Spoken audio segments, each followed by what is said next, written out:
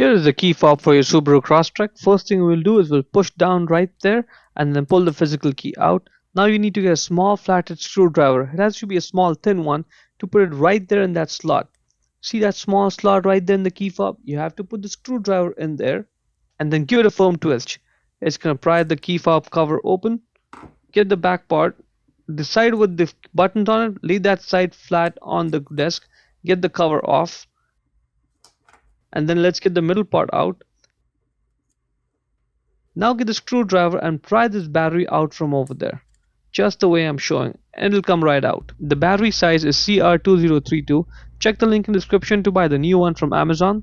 The positive side is marked with the plus sign over there. The negative side has no markings on it. So go ahead, get the new battery and then put it back in the way I'm showing with the positive side facing upwards. And let's just try this out.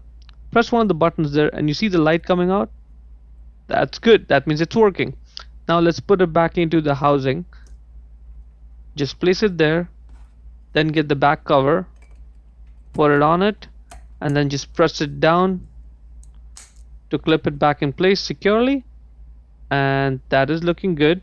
Now let's not forget to put the physical key back in the key fob, and let's go outside and try this out. This is working good, and that is pretty much it. Before we go, let me give a quick shout out to Naya Motors Inc. for letting us use the car today to film the videos. They are a used car dealer here in Ottawa, Canada.